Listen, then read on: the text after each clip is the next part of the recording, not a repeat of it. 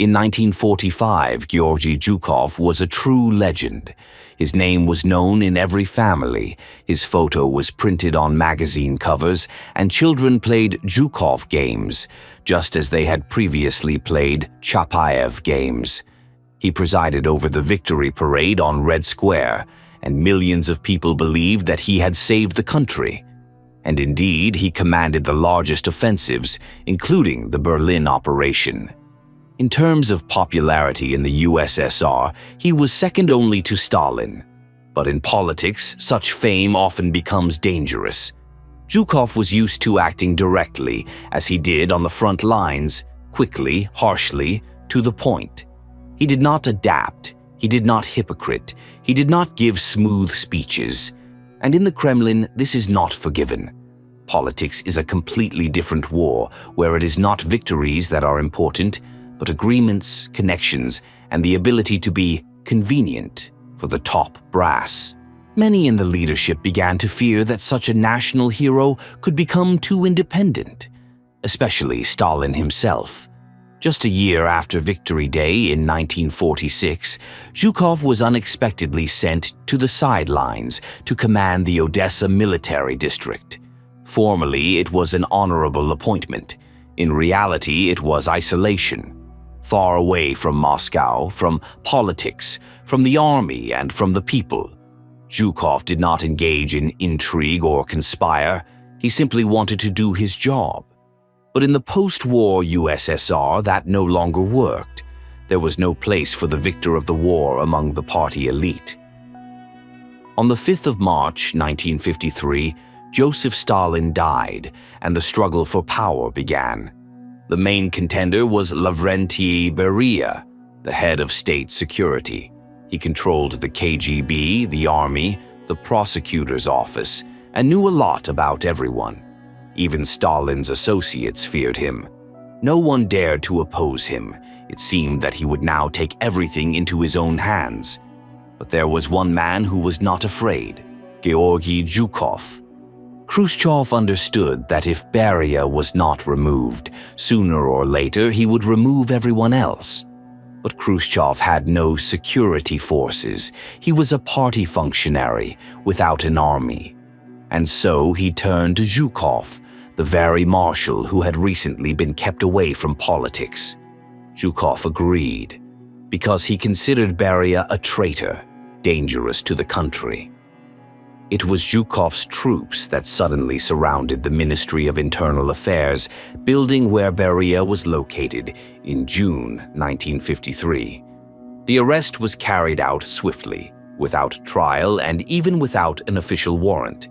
It was a real special operation. It was only thanks to Zhukov's authority that the generals took such a risk. Otherwise, no one would have dared to go against Beria. A few months later, Beria was executed by firing squad following a closed trial. But without the involvement of the army and Zhukov personally, this would have been impossible. In essence, Zhukov gave Khrushchev the chance to become leader. After all, by removing his most dangerous rival, he cleared the way for him. Khrushchev understood this perfectly well. But even then, he began to feel that it would be difficult to stay close to someone like Zhukov for long.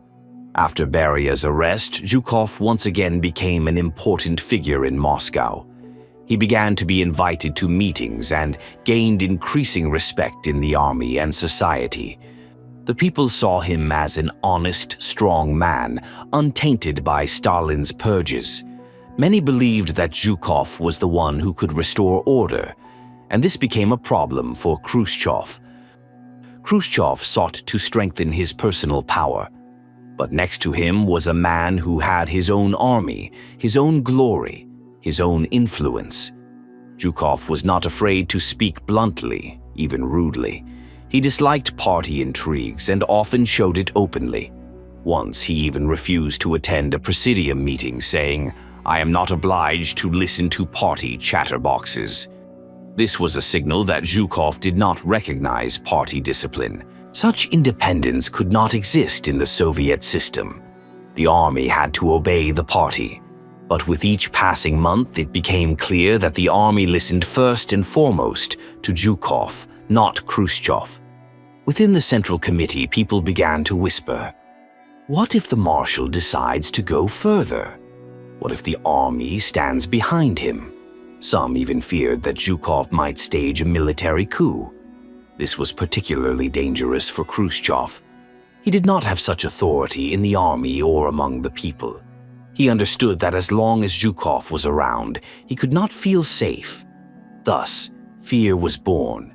Quiet, constant, oppressive.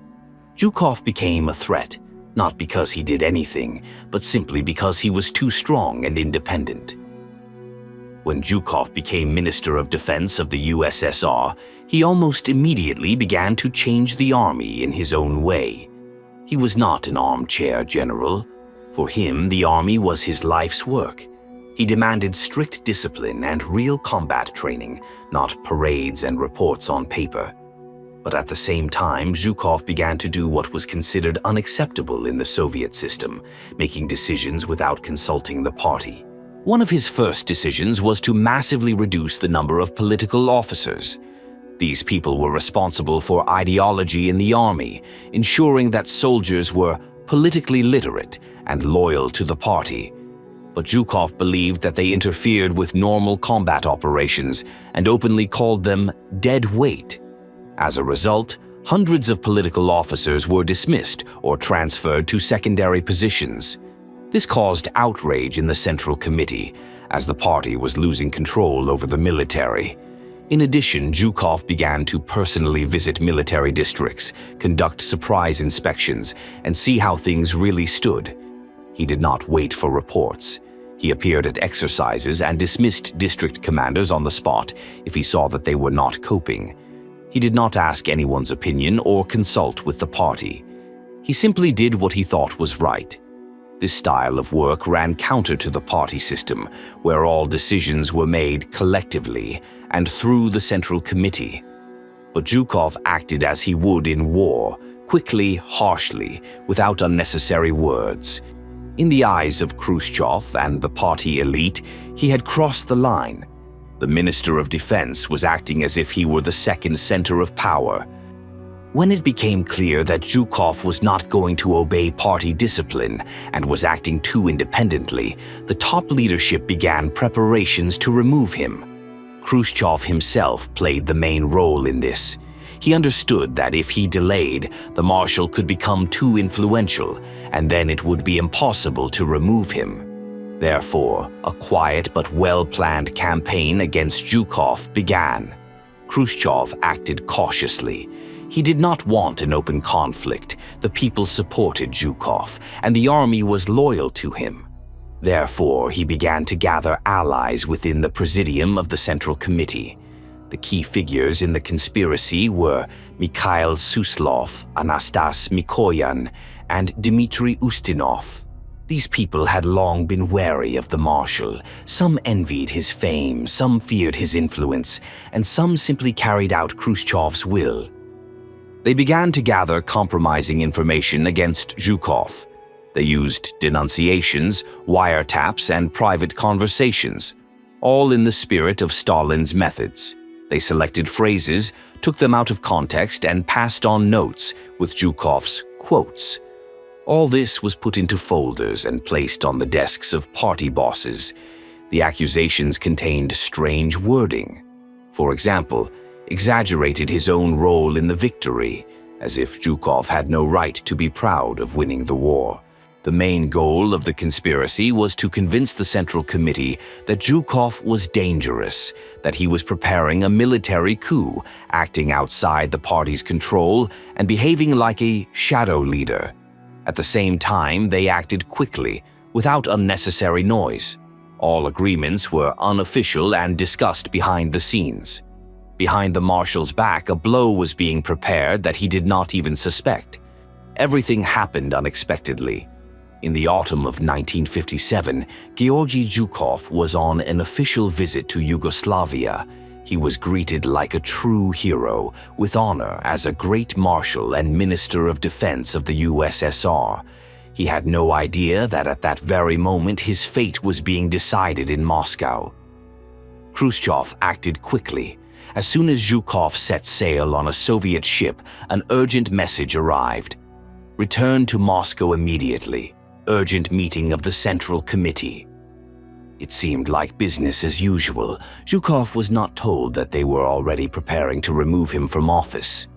When he returned to the capital and arrived at the Presidium meeting, everything had already been decided. One after another, party officials and generals spoke. Accusations flew: arbitrariness, violation of the principle of collective leadership, cult of personality. The army obeys him more than the party. Zhukov tried to object, saying that he served not himself but his country. But no one listened to him anymore. None of the high-ranking military officials came to his defense, not even those who had called him a friend just yesterday. Everyone remained silent. It was not Zhukov they feared, but Khrushchev. Everyone understood that if they spoke out, they would be next. The decision was made quickly. Zhukov was removed from his post as Minister of Defense, expelled from the Presidium, and effectively kicked out of politics without any explanation to the people. All this happened in a matter of days, without an open trial, without the press, without loud statements. This is how a man who was considered a hero of the whole country left. But even after his dismissal from the army and removal from politics, Georgy Zhukov remained too influential a figure to be simply forgotten. He no longer commanded the army, appeared on the podium, or spoke on the radio. But his name lived on among the people. People remembered who had won the war. They remembered who the real hero was. And that made Zhukov dangerous even in retirement. Every government in the USSR, whether under Khrushchev, Brezhnev, or later, saw Zhukov as a threat because he had no ambition to get involved in politics, but he had enormous support from the people. And in an authoritarian system where everything is based on fear and control, such a person is like a time bomb. Officers, veterans, and even young cadets were drawn to him. They wrote him letters and invited him to meetings. But the authorities were afraid. If Zhukov were allowed to re-enter the public sphere, he could become a symbol of resistance. So they continued to monitor him. The KGB tapped his phone until the end of his life.